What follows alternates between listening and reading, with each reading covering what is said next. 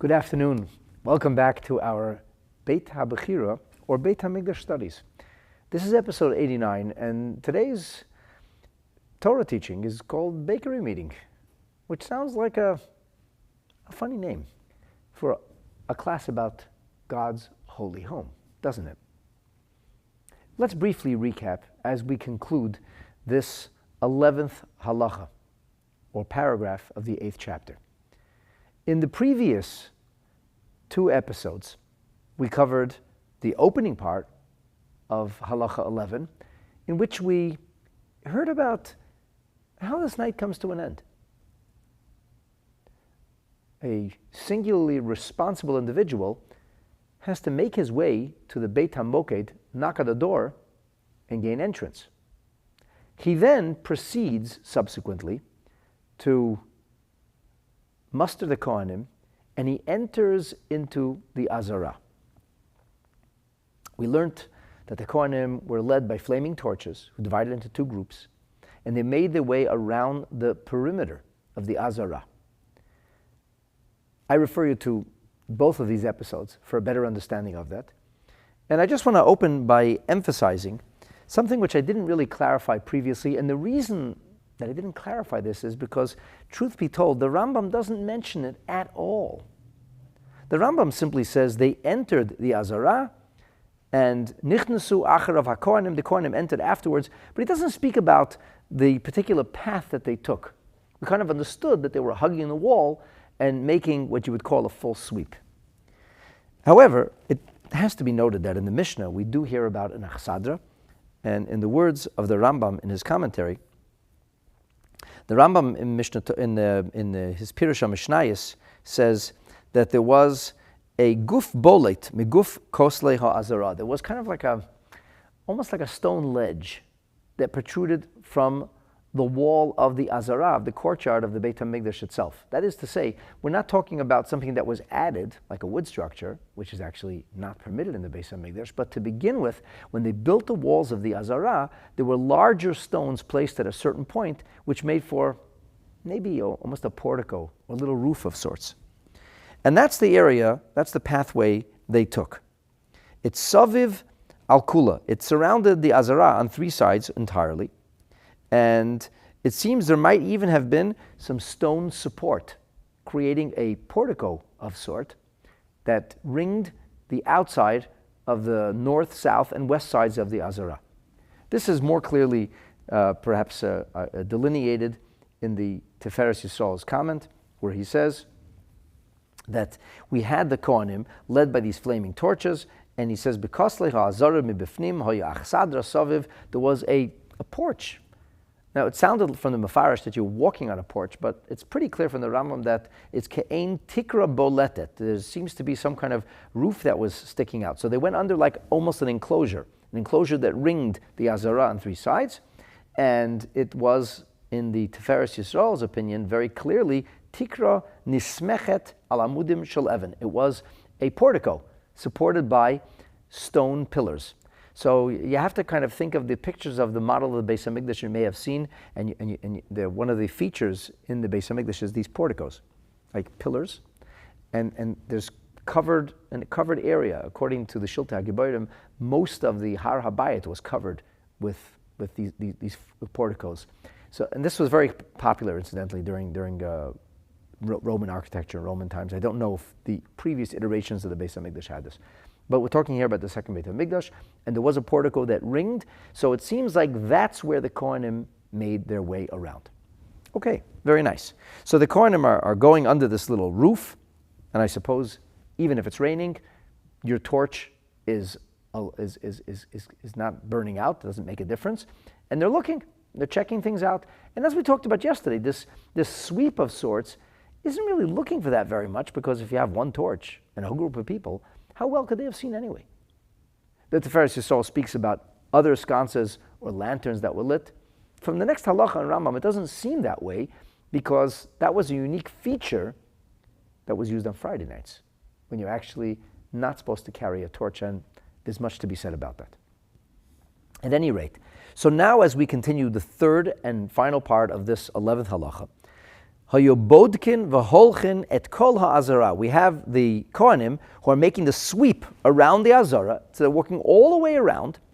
And you'll remember in yesterday I had the boards here, I had the pictures behind me. There was a much longer walk for the group that headed westward, because they had to go due west, that they head west, and once they got to the west, then they had to make a left and turn all the way south, and then they had to make another left and go all the way east. That's a significant walk, a significant sweep, whereas the group that turned east simply turned east and only made one right, going south. And they came to Ad she'yagia shnei akitot l'makom Beit Osei, until both of these groups come to the chamber of those making the Chavitan Bakers. So let's talk about this. Why are they meeting at the place of the Chavitan Bakers? Firstly, as a point of interest, this isn't an equidistant area. The Chavitan Bakers are a little bit more to the south than to the north, but it doesn't make them meet up at an equidistant spot. Meeting up at equidistance would have meant that they would have met up, instead of on the north side, the Beit HaMikdash on the north side, instead of being on the north side, you meet up halfway on the south side. And then they would have had both traversed the same amount of space and arrived, I suppose, at the same amount of time. And yet, very interestingly, it's clear that they didn't arrive at the same time. In the Tiferes Yisrael in his commentary on Masechet Tamid, he clearly says that the group that was heading east got there a lot faster. And as such, himtinu al hakat ha'acheret, they had to stand and wait till the other group arrived. The group that had begun their sweep in a westerly direction. Sheshahu yoter bahakafatan, because they had a much longer circuit to make. After all, midehikifu dalid tzadin, they had to walk on 4 sides. They walked along the south wall, where the Beit HaMikdash was. They walked along the west elevation, which is the back of the Beit HaMikdash. They walked the entirety of the southern elevation, and then they had to turn left and walk a little bit into the east elevation. So we have one group that's going on 4 sides, and another group that's only going on 2 sides. So I'm asking myself, what's going on over here? Why did they have to meet at the bakery? It wasn't like anybody was going to buy a croissant for breakfast. Why couldn't they meet at equidistance? If this is about making a sweep, it's about going the full circuit around the Azara. And as we learned that this is about deference, an act of deference that enhances the glory of the Beit HaMikdash, it's not about preparing the Beit HaMikdash for the next day's activities. It's about showing that the Beit HaMikdash is really important to us. And we value the Beit HaMikdash so much so that before we conclude our watch, we do a sweep. We just go around the entire perimeter, make sure that everything's okay.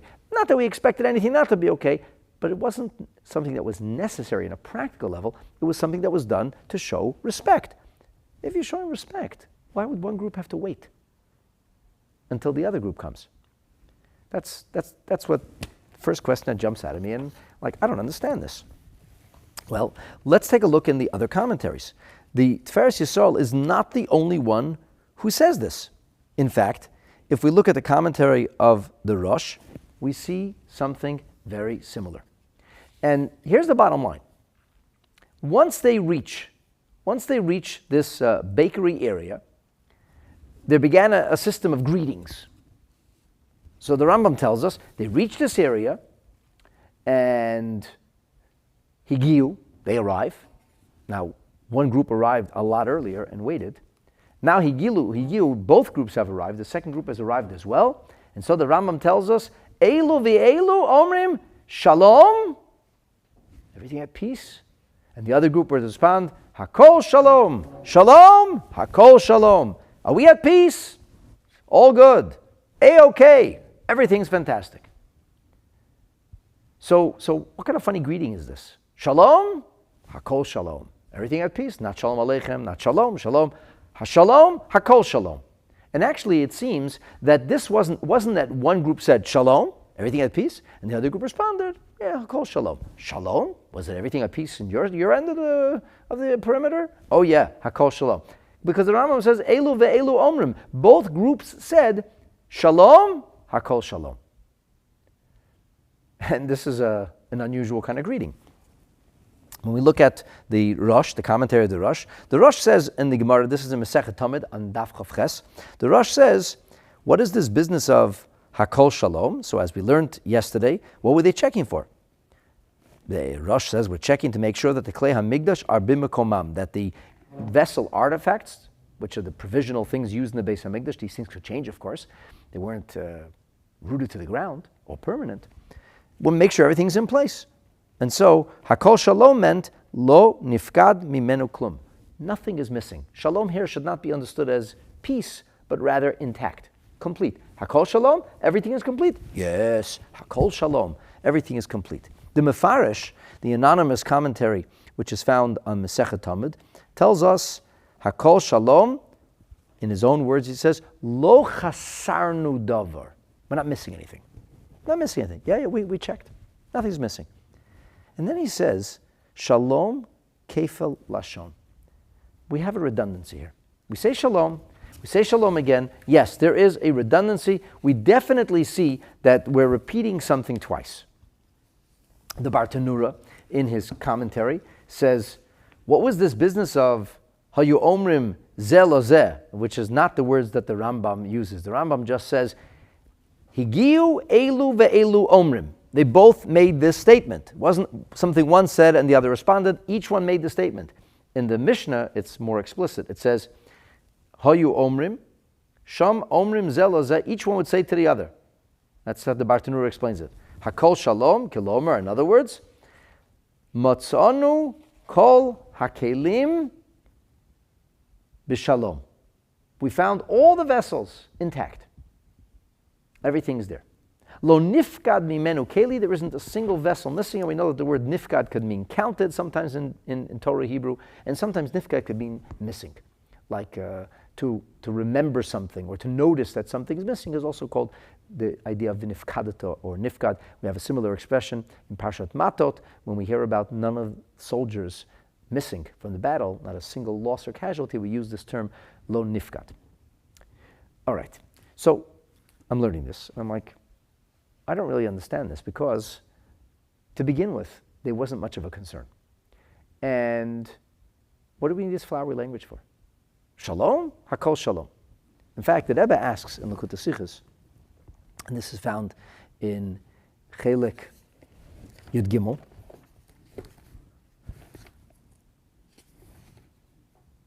No, forgive me. This is Chelek Chaf Aleph in the 21st volume of the Hilchot Sichos on page 240. The Rebbe asks that this is a strange greeting. He says, they said to one another, Shalom hakol shalom.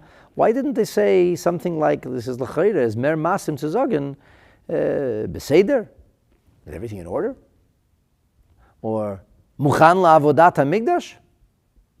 Is everything ready for the service? If that's what they're worried about. Or for example, hakol bimkomo? Is everything in place? And they would say, ken, yes, hakol bimkomo. This is like a greeting. This is like a, hey, shalom, hakol shalom. What's this fancy verbiage about? And then it gets even harder to understand. The Rambam proceeds, and he says, so what happens next? I mean, the watch is over. So there was this responsibility. These were sanctuary sentries. Their job is to guard the Beit HaMikdash. It's honor duty. It's an honor guard. They're not protecting the Beit HaMikdash from anything. Got all that. It's an act of deference. Okay. And then it ends. It ends with a final sweep. So it ends with a final sweep to say, hakol shalom, everything's peace? Yes. And they should have faded into the night or perhaps the morning that was breaking. But instead, very strangely, the Rambam adds 5 words. Ve'emidu oseich chavitin. They immediately set up the bakers. They got the bakers in business. According to the Raavad, vehemidu means they woke them up. I don't even know what that means. I couldn't figure that out because I don't remember anybody sleeping in the bakery. They were sleeping in the Beit HaMoked, and they've been woken up by the Memuna, by the Mikdash minder, quite a while ago before they began this walk. So I don't know the meaning of, I don't know where the Raavad gets that from. But the Raavad actually says vehemidu is like, la'amod can mean to wake up in the morning. But anyway, vehemidu can mean like, kind of set them up, get them up and going. They got the oseh chavitim, they got the bakers, those who had baked the chavitan going. Chavitan I'm going to translate very loosely as pancakes. This is Beit HaMikdash pancakes, not for to be eaten with maple syrup. This is nobody's breakfast. This is an offering in the Beit HaMikdash, which we'll talk about in a minute. So ha'amidu oseh chavitan, they got the chavitan bakers going la'asot chavitin, to prepare to make the pancakes. Now I'm like really confused. We learned that this whole business of guarding and watching is about mindfulness, about showing deference and honor to the Beit HaMikdash. And that's what it's doing in the laws of Beit HaBechira, because Beit HaBechira is not the set of halachot that speaks to us about the daily services in the Beit HaMikdash, the daily schedule, what they do, when they do, how they do. That comes later. For example, in the laws of Tamidim Umusafin, which is a digest of the daily schedule in the Beit HaMikdash. The reason that we're talking about this walk-around is because this walk-around is a part of the Shmirah. Why would the Shomrim, why would the people whose responsibility it is to guard the Mikdash, why would they be the ones to initiate the process in the bakery? So I don't even know why they're meeting in the bakery. I don't know why they're having this whole song and dance, this whole pomp and circumstance. Shalom, Hakol Shalom. I don't know why they're speaking that way. There's a simpler way to do this. And the thing that really sort of surprised and confounded me is, why in heaven are they the ones to initiate the bakery activities? It's not seemingly their job. Whoever it is that's responsible for the daily schedule in the Beit HaMikdash, that's their responsibility. Now, by the way, in the 6th chapter of Tamidim Umusafin, which we've referenced copiously over the last couple of episodes, the Rambam, when he talks about the banging on the door, and he talks about Mivalshin es Azara, doing that sweep, the Rambam says, Umamidim osei chavitim lasot chavitim. And they set up the chavitim makers to make the chavitim. Now, first of all, there's an interesting difference between the language. In Perek Shishi, in the 6th chapter of Tamidim Umusafin, the Rambam says, Ma'amidin. They set them up. Here in Hilchot Beit HaBechira, he says, Vehe'emidu. That's like, they're doing something. He'emidu. They engaged, they initiated, they got them started. It's not just merely a narrative of they got them going. Here we emphasize Vehe'emidu. It's almost like a part of this activity, a part of the Shmirah, a part of the guarding, was making sure that the Oseh Chavitim, that the pancake makers, were in business. Why is that their business? Why is that their responsibility? It would seem that they have nothing to do with this.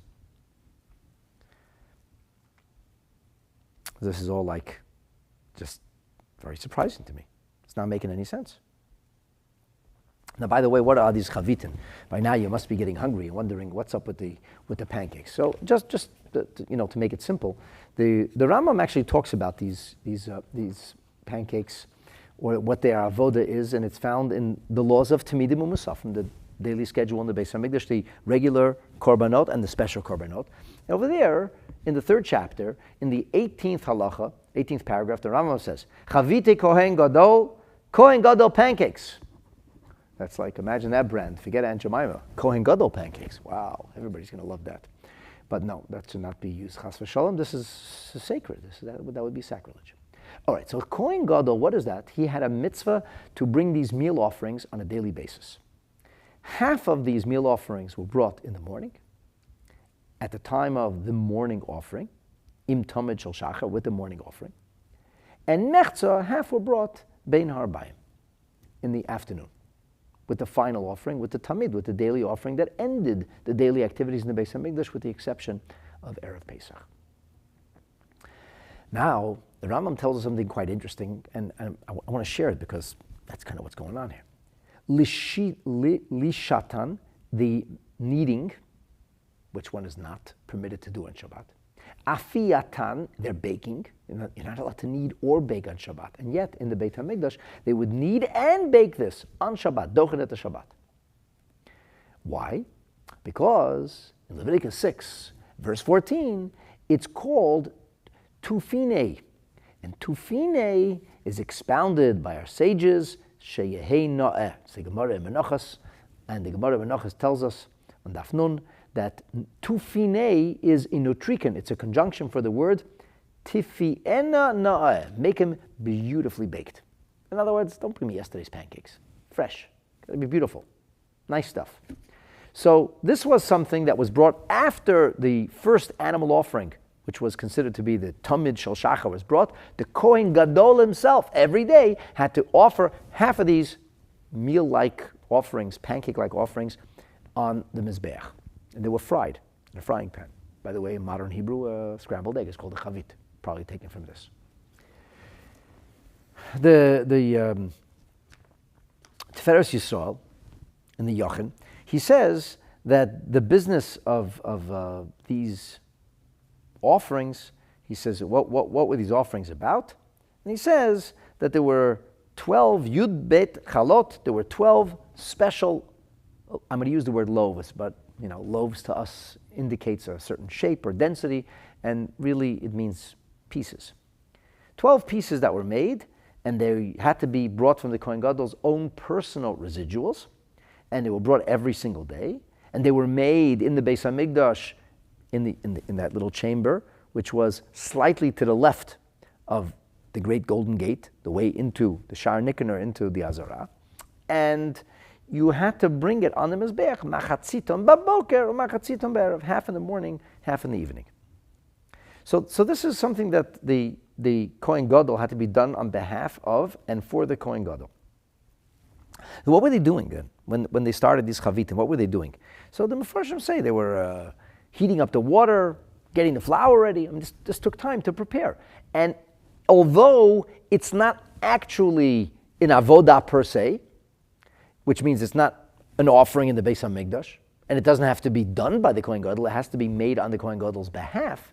Nonetheless, it was something that could transcend and override Shabbat because of the nature of how it's described. It's tufine, shetehei, shetefiena, noah, nice baking. So it had to be made fresh. It's interesting. It's like usually the avodah in the Beit HaMikdash supersedes Shabbat. What prepares us for the avodah does not supersede Shabbat. An example, in our day and age, you can perform a brit milah, which is prohibited. You're not allowed to cut flesh on Shabbat, but you can perform a brit milah on Shabbat. However, you can't prepare the knife on Shabbat or heat up the water on Shabbat, the hot water you might need. That had to be done prior. And yet, so this doesn't have to be done at a certain time because it's not morning yet, remember.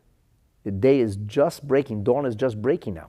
They started their sweep before dawn. Dawn is just breaking now. And there's no avodah that's actually happening in the Beit HaMikdash yet, as we learn in Tmidim U'Musafin. The Rambam tells us very clearly that after they got the Chavitin going, then the Kohanim who had immersed began to get dressed, and then they came to perform the payas, which was a lottery to decide who should do what, and so on and so forth. So this is not part of the avodah of the day. It is not part of the service of the day, yet it's required each and every single day because it has to be done that day, 7 days a week. It had to be baked. And when was it baked? As close as possible to when it would be necessary. So they were getting ready. They're preparing the hot water, preparing the kneading. Everything was, these things take time.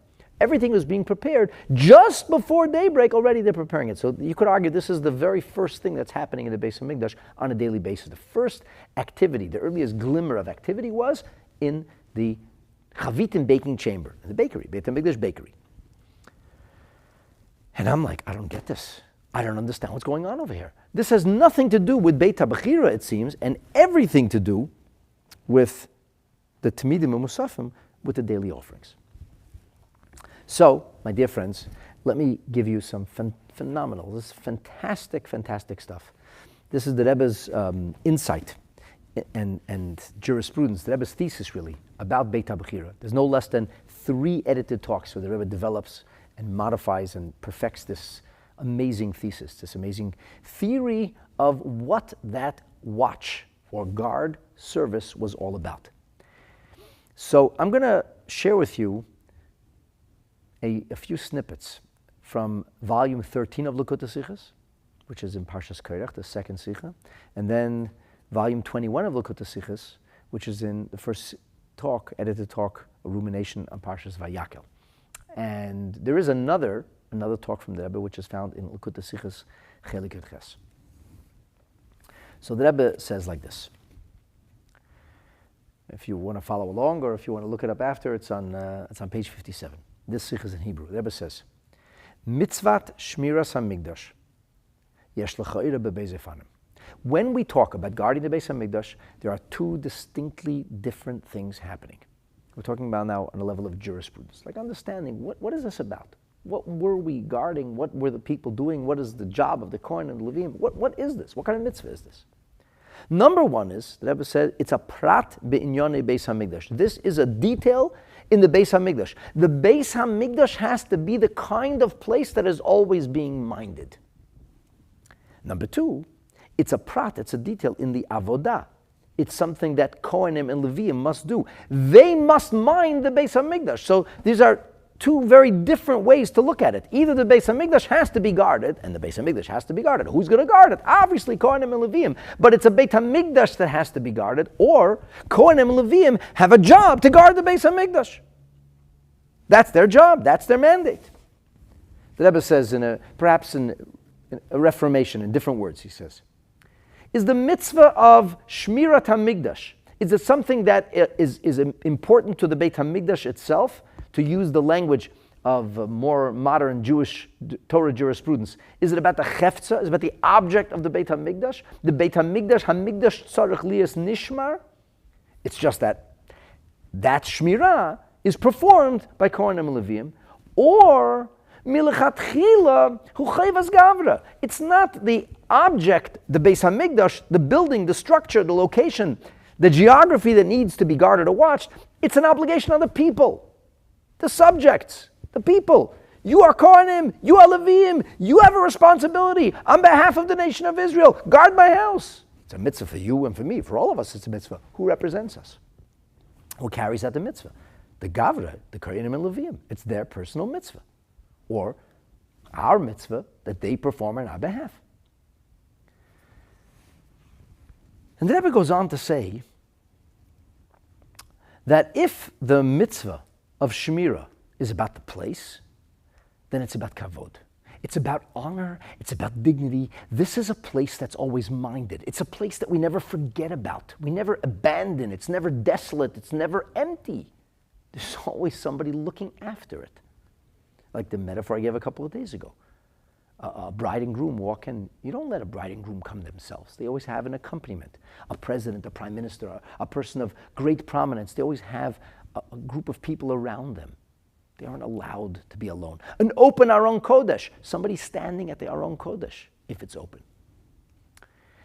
It has to be respected. That's one way of looking at it. And then it would be a detail in the Beit HaMikdash itself, like the Rambam's language. In the beginning of Hilchot Beit HaBechira, we learned this together. Einei domeh paltrin sheyesh alav shomer lepaltrin she'ein alav shomer. You cannot compare a palace that's being minded to a palace that's neglected or forgotten. But if the Shmiras HaMikdash, says the Rebbe, is that nobody else should be walking in who doesn't belong there, then that's the job of the Levi. That's the job of the Kohen. Your job is to make sure that the Mikdash is kept pure, no trespassing, there's no incursions, there's no penetration. That's a job that people have to do. They have to guard this. And the Rebbe says something incredible. Which is true? Which is accurate? What is the Shmirah really about? He says, you know what? Both! It's both! The Kohanim and Leviim have a job to do. It's their job to make sure that everything that happens in the Beit HaMikdash happens as it should happen. And guess what else? The Beit HaMikdash itself means a place that's always being minded, a place that we don't neglect and forget. The Rebbe says this explains something phenomenal. This very halacha that we're learning is rooted in two places. It's found in the Talmud, in Mesechet Tamid. Tamid is the daily schedule of the Beit HaMikdash. And on the other hand, it's found in Mesechet Midot. Midot means measures. The structure of the Beit HaMikdash. So one Mesechet talks about the Beit HaMikdash, one Mesechet talks about the people who are working in the Beit HaMikdash. And in both of these tractates, these halachot show up, the Mishnayot show up. And the Rebbe says the same thing is true in the Rambam. This halacha we're learning now, with slight variation, shows up in the laws of Tamidim u'Musafin, opening the 6th chapter, and it shows up ending the 8th chapter in Hilchot Beit HaBechira. Hilchot Beit HaBechira is about the home, the chosen home, the Beit HaMikdash. Laws of Tamidim u'Musafin is about what happens in the Beit HaMikdash on a daily basis. So this is fantastic. If so, let's take this a little further. Let's jump forward to page 61 in the Sikha. How do you understand the idea of kavod? And we talked about this already at length. Mipnei hakavod inyana shelo yasichu datam. It means you don't neglect, we don't forget. We're always minding or mindful. As the Rosh says, and we quoted this in prior episodes, the Rosh says, Kvod HaMikdash, the glory of the Mikdash is shelo yasichu datam mimenu. We don't forget about it. It's never out of mind. Lo bayom, lo balayla, not at night, and not during the day. So this business of always minding the Beis HaMikdash, the Rebbe says, bayom, during the day, there is kohanim ovdim avodatam. The Beis HaMikdash is a beehive of activity. It radiates with mindfulness. There's lots of stuff going on. From the time when day is breaking, from the time of the avodah of the tamid. So when do we need to have people whose only purpose is minding the Mikdash? The answer is balayla. Balayla ein avayda bebeis hamikdash. I mean, the Mizbeach has a fire burning, but there's nobody there. The Mizbeach, or the fire, has proverbially been left to its own devices. And that's when we have a responsibility, shelo yasichu dait, and that's when we have a responsibility to make sure. And the Rebbe adds in Ha'ara, footnote 51, that this comes to an end. Boidkin v'holchen is called Azara. They're doing a sweep of the Azara. And the Rambam puts it into the end of Hilchot Beit HaBechira as a conclusion, a hemshech, a continuation, and a siyum, the grand conclusion of Protei Dine Hashmira, because this is part of the honor. This is part of the glory. We don't just walk away from the Beit HaMikdash. We stayed there all night to mind the Beit HaMikdash, and now before we conclude that and before the Beit HaMikdash begins to radiate with activity and presence and people, we do a sweep. We make sure everything's in place.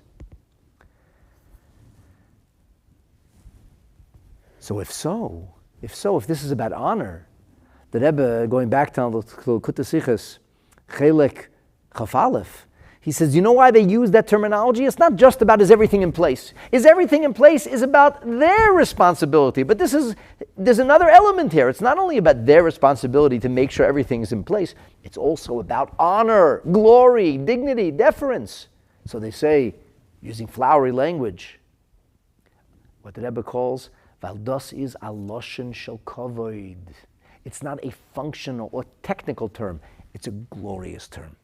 Peace is with you, is all at peace, is everything as it might be in the most peaceful manner. And then we get this flowery response, Hakol Shalom. So that kind of answers what this business, but why do you have to meet at the bakery? So the Rebbe doesn't say this explicitly. But, I mean, like, I'm going to read to you from a little bit earlier on page 240 in Kutei Sichos Chelek Chaf Aleph, the Rebbe says, the bedika, this sweep, is getan geworden be'iker, primarily, but not only, be'iker, nit nor al tzachona zu Beis HaMikdash. It's not just the way we prepare the Beis HaMikdash for a busy day of activity. Nor als kavod, this is about honor for the Beis HaMikdash. Der mit, this yeden in the free, is min beidek. Every morning we're checking things out. Min is moisef, kavod Mikdash. We're adding glory to the Beis HaMikdash. So here's my supposition. when can the Kohanim stop doing their job? If their job is to mind the Mikdash and make sure that there isn't a moment that the Mikdash is neglected or there isn't some kind of activity going on inside the Beit HaMikdash. When can the Kohanim end their job? The Leviim will end their job when day breaks. It's called Alayla. When will the Kohanim end their job? Why did the Kohanim have to end their watch earlier than the Leviim? We don't hear anything about the Leviim being knocked on the door or told to leave. It just says you have to be there all night. When it comes to the Kohanim, we read that the Memuna has to show up in the Beit HaMoked, knock softly, gather the Kohanim who are really filled with zest and alacrity and enthusiasm, and they have already immersed in the mikveh, they're already dressed in their Kohanic clothing, makes a sweep with them, and they're going to the bakery. Why? So here's my suggestion. Because the bakery is the first place something was happening. They have to hand the baton to somebody. The Kohanim can't leave the Azara, they can't leave the Beit HaMikdash until they know something's actually going on. Somebody is here. So they have a live body. He'emidu. That's why the language in the Hilchot Beit HaBechira isn't it that they set them up. They were set up.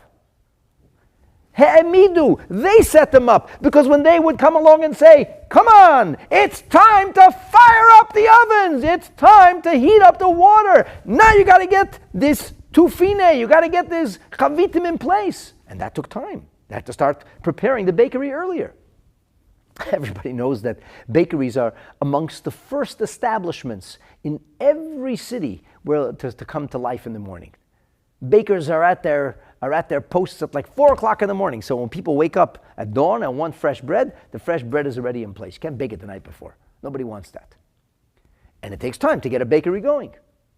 So they met at the bakery because that's where they hand off the baton. There's no overlapping here. The Kohanim were in the Beit HaMoked, and the Beit HaMoked is connected to the Azara. So even though the Azara is empty, it's as if there's a presence in the Azara because the Kohanim in the Beit HaMoked. They do their sweep, and they have to meet at the bakery.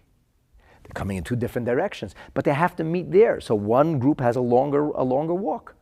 They meet at the bakery. They use this flowery language, and with that language, they conclude their sacred mission of honor and glory and deference to the Beit HaMikdash.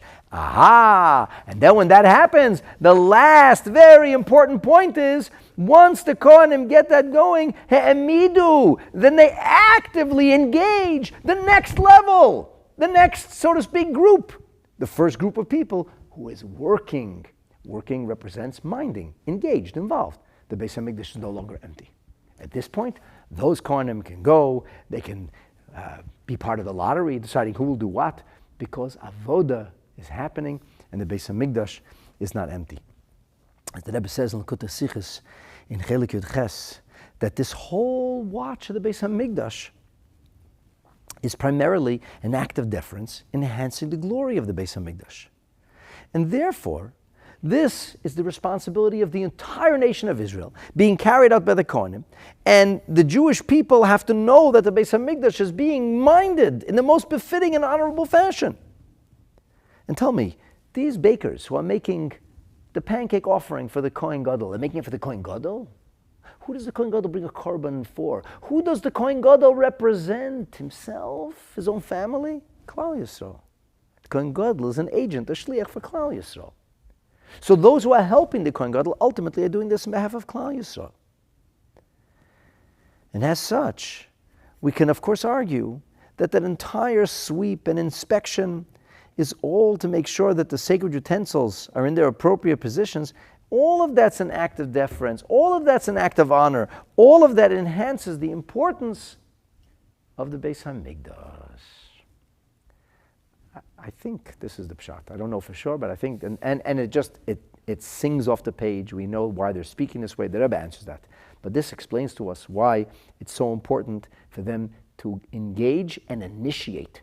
They actually have to kickstart the next level, the he'emidu, different language that's used in Hilchos Tmidim Musafin. And of course, my dear friends, as I mentioned so many times, this concept of being mindful applies without a question in today's day and age. Today's day and age, if we are to view the Beit HaMikdash and its loss as an ongoing thing, which is, there's a school of thought like that that the loss of the Beit HaMikdash is ongoing. It's continuous. It's called a Pa'ula Nimshechet. So as the Beit HaMikdash, as we're losing the Beit HaMikdash and yearning for its return, by studying about this, we are actually not neglecting, by not forgetting. And the Rebbe says precisely like that, precisely those words, that the very fact that they were there shows that they didn't forget. The very fact that we are sitting and talking about the Beit HaMikdash 1953 years after we lost the Beit HaMikdash shows that it is not neglected, it is not forgotten, and as a result of our studying, we have a greater yearning, we have a greater appreciation, we have a greater hunger and thirst and anticipation for the restoration of the Beit HaMikdash, for the coming of Mashiach. May it be b'mehera u'bi'ameinu speedily and in our days. Amen. Thank you for joining. YouTube.com/Rabbi Mendel Kaplan. If you haven't yet, please subscribe. All of my classes can be found at rabbikaplan.tv.